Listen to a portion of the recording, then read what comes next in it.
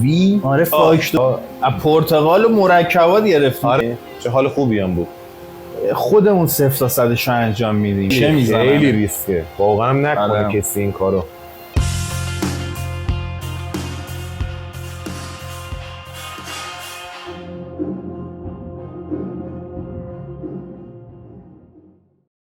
آقا به اینو پرسیدی خودت قطعش کردی؟ آره نه اصلا رفتیم تو کرونا و چیزا زیادم داره میشه. نه کرونا رو بذار بگم بهتون داستان. ما اونجا به همدیگه خوردیم. حالا من بعد برگردم عقب بگم.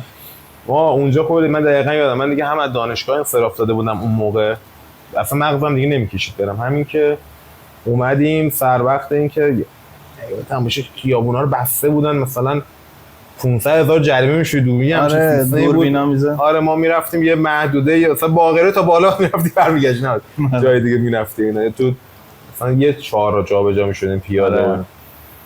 که دیگه ما اونجا تصمیم گرفتیم که بیایم مثلا یه سنفی رو بیایم بیرون. بعد منم اگه یاد بشه نشستیم صحبت کردیم که آقا میخوایم یه کلا ایده‌های ما بلند پروازانه بود. میخوایم یه کار بمبی بدیم بیرون، حالا خاص باشه. نه نمیخوام مثلا مثل چه میدونم حقش مثلا اسخر گستر پاسارگاد باشه، نه اینجوری نمیخوام باشه. میخواستیم چیز جداگونه باشه، یه کار جدیدی میخواستیم باشه که اون اول گفتیم که بیایم یه حالت اون هیجانه رو بیاریم توش.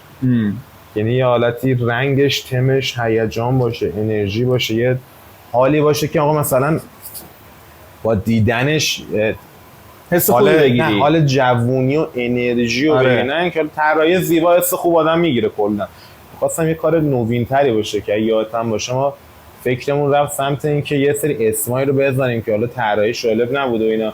بعد من با هم نشستیم فکر کردیم، چه حال خوبی هم بود. آره با هم فکر کردیم که یه آیتمی باشه که مفیده، انرژی داره، حالو خوب میکنه و تو همه مواد بهداشتی هم هست. آره ایده ویتا از اینجا آمد، یه آیتم پر انرژی و حال خوب، یه آیتم مفید و پر انرژی باشه پشتش، که آخرم اینو از چیز گرفتیم، یعنی ویتا پرتقال و مرکبات گرفتیم. آره ویتامین اومد. آره رنگشو آره ویتامین سی، چون من به ویتامین به هر کی میگی ویتامین سی میاد تو ذهنش. اگم یاد باشه ویتا رو، یعنی ما اومدیم گفتیم که فکرمون کلا 2 سیلابی بود برای اینکه تو ذهن بمونه کمتر باشه. یعنی آره ویتا. آره بعد اول که میگم رنگ و هارمونی و اسمش از این اومد، بعدم که دیگه احمقانه بهش نگاه کردیم دیگه. ویتا یه وی تا شده است. یعنی طراحی این ویتا که این شکلی در اومد، البته گردش هم هست. پرتقالو نگه داشتیم برای طراحی. این رو لیوانه زده بود، حالا الان که دیگه چیزش رفت. یعنی این طراحی این وی حالت روبانه، یعنی یه وی تا شده ویتا، یعنی وی تا خورده دیگه. این بود المان پشتش. ولی میگم ما از اول خیلی شد ما رو به اسم پخش ویتا بشناسن، ما دنبال کار پخش و بازاریش نبودیم. ما بیشتر تو ذهنمون یه کار گروهی، تیم ورک میگن. آره یه کار گروهی. حالا دوستم داشتیم زیاد چی میگی تماشای برهه 1-2 نفر آدم پیشمون بودن. حالا به درد نمیخوردن برای این کار، دوست آشنا اینا نه، ولی آدم‌های بودن. نمیشد با هر کسی اینجوری کار کنه. من تو از 6 سالگی با هم رفیقیم که تونستیم این کارو بیاریم جلوی. یه سر اون اعتمادا نه، ولی من میدونی کاری که بخوای خودت یه کاری شروع کنی خیلی بیشتر دل میسوزونی. قبول دارم. اینکه میدونی حالا بحث البته خارج نشه، یه تیکه که مثلا چه میدونم یکی شاگرد مثلا میخوای بیاری، خب شاید دل نسوزونه، فقط دوست داره سرمایه‌اش حقوقشو بگیره. که بر اساس ساعت حقوق میگیره فقط آب قاطی میکنه. میدونی یا باید شریک باشه تو کار بره. نه اصلا باید شریک باشه تو کار، پورسانتی باشه. یا اصلا همون داستان هم بانک ملت که رفتیم آقا خارج نشون بس. نه ویتا رو کلا به اینجا رسوندیم. ما اومدیم ویتا گروپ، یعنی تو طراحی اولین گروپ بود. پخش ویتا رو ما تو اسم اون حالت کانالمون زدیم که بخوایم پخش کار کنیم. اون تایم‌های اولم بود. بیشتر اون بود. پنلامون هم تو جاهای دیگه حالا ببینم بچه‌ها پخش ویتا خورده. ولی دیگه الان گروه ویتا دامنه داتایی‌مون ویتا gp.ir بود. الان خاطر مشکلات شد ویتا جی آر داد شدیم داتایا رو برداریم. من واقعا دو تا گفتم تکرار کنم، دو تا اشتباه خیلی بزرگ تو زندگیم کردم. یکی این که دانشگاه رفتم، یکی که دامنه داتایا. این خیلی خریت بود واقعا.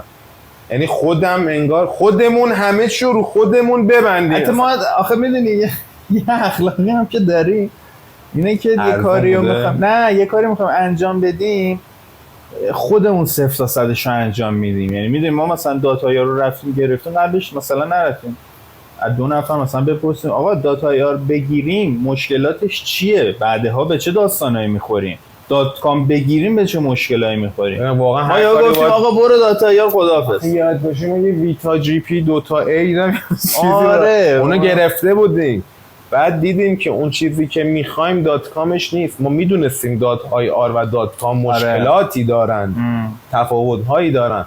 علاوه سئوی فرقی نمیکنه چه واسه داتایا داشته باشی. تو ایران سئوی بهتری هم داره، چون میگه آقا مثلا لوکال داره کار میکنه یا مثلا توی منطقه خود آیار دیگه تو ایران برای ایران متعارف فارسی برای ایران تو خب سرچای فارسی راحت‌تر میاد تا .com.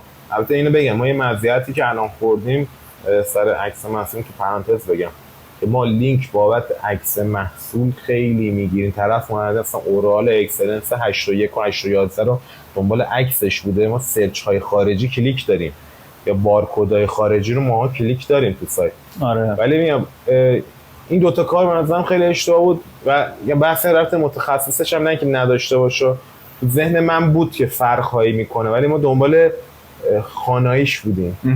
ویتا جی پی میشه دوست داشتیم هم اسم خودمون بیاد دیگه، به خاطر همین بود بیشتر. من یعنی مشکل متخصصش، ولی من نمیدونستم که یکی این که به موی بندی، یعنی امرو با تو حال نکنن دامین رو درجا رود میبندن. بی دلیل فیلتر میکنن، بی دلیل ریدایرکت میکنن. آقا من یه پیجی رو برای اون شرکت یاد باشه یه صفحه‌ای رو من لینک دادم به یه کار دیگه‌ای بکنه، مادام العمر برگمون رو بستن و اون صفحه رو مثلا .ir/ فلان و مادام العمر برگردوندن اون اسلش رو ریدایرکت کردن به صفحه اصلی. آقا من اون کلمه رو نیاز دارم. هر چی تیکت نمیشه. آقا شما چجوری میتونی برای سایت من اینجوری تصمیم گیری کنی و من خودم توش دستی نداشته؟ بعد حال کنی میبندی، حال برای یه بنر مو میبندن، برای یه عکس محصول میبندن. خب نمیکنه آدم. یا آقا میدونی حداقلش چیه؟ من فیلتر میشم حداقل آقا با وی پی ان ببینن که دامین رو کلا هم من ورودیشو بگیریم. خیلی ریسکه واقعا. هم نکنه کسی این کارو. ولی میگم بیشتر جنبه اون بود. ما رو اسم کلا حساسیم. چقدر پخش بیتا میگفتن بیتا دستمالش ویتا یا ویتانا بیسکویته. ما یکی از داروخونه‌مون رفتیم گفت شما چیز بود دیگه اینا ویتانا. میگم ویتا آره فاکتور رو گفت پخش ویتانا. ویتانا چیه؟ بیسکویت مگه داری میگی؟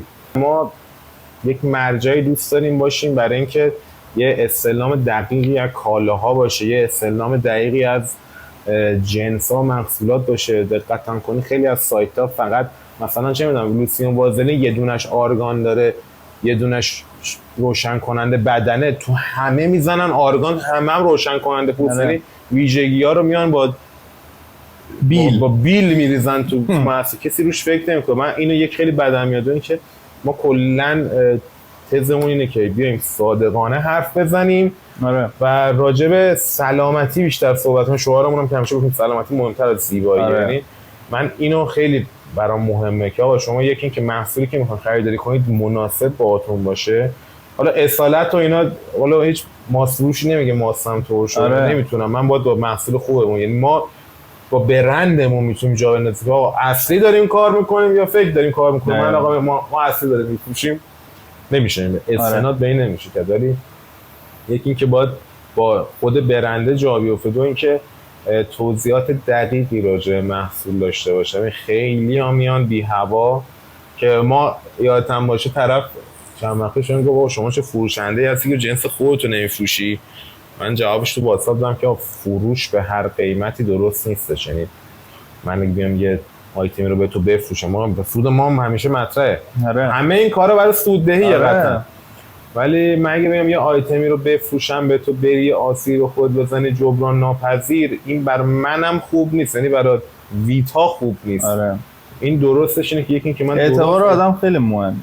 ببین بحث وجدانم هستش، وقتی میگم وجدانی آره دیگه، یعنی به اعتبارت هم لازم اعتبارت برمیگرده اونم که آقا من حاضر نیستم به هر قیمتی بفروشم، مخصوصا محصولات پوستی که طرف میاد میگه الان پیلینگ و مثلا میزنه به صورت برای هر کسی نیست، میدونی، چون راحت پیدا میشه، راحت فروخته میشه، قرار نیست همون بخرن. چون پیدا میشه و دارن استفاده میکنن، قرار نیست تو استفاده کنی. من خیلی اینو دوست دارم که راجع به صحبت بشه، یا اینکه بیشتر بدونید که اگه میخواید وارد این کار شید، وارد این سرچ شید، میخواید پخش کنید، میخواید اصلا آنلاین کار کنید و اینا، یه مرجع درستی راجع بهش باشه. من ندیدم، نمیخوام بگم اولیشیم، ولی من ندیدم تا به امروز کلا آدم جایی که معتبر باشه هم میخواد بره و یه 4 تا اطلاعات با کسی که حالا نه ما کسی که اصلا بازار بوده چند سال مغازه‌دار آرایشی اتفاقا ما بهترین گزینه. من آره. چرا این شما دو طرف رو دیدیم، ما 3 طرف بودیم. آره، ما هم بازارشو بودیم، هم آنلاینشو بودیم، آره، هم بیرونشو بودیم، پخششو بودیم. و یه جای جالب که بگم، ما آنلاین خودمون شو کردیم، این داستان مارکت پلیس و فروشگاه هایی که حالا توش حالت چند فروشندگیه، آره. ما تو داستان‌های شرکت‌هاشون هم بودیم، یعنی ما حتی تا زیرو بم خیلی از کمپانی‌ها رو هم می‌دونیم، آره، که طرف باشون چجوری آقا خیر داره آیا یا نداره. دقیقا. ما اگه باشه تو خودمون فکر کنیم که ما می‌خوایم سایت بزنیم یا می‌خوایم خودمون یه مارکت پلیس بزنیم یا بازارگاه یا اون پلتفرم چند فروشه. آره. که دیدم که نه، اصلا یکی این که به اخلاقیات ما نمیخوره این کارا، تو اینکه سودشون اونقدر خوب نیست. یعنی یه سرمایه دردسرش هم بیشتر. نه، یه سرمایه‌ای که برای آتیش زدن نیاز داشته باشی نیاز، یعنی باید 5 سال بسوزونی که بعد 6 سال ششم برداشت بکنی.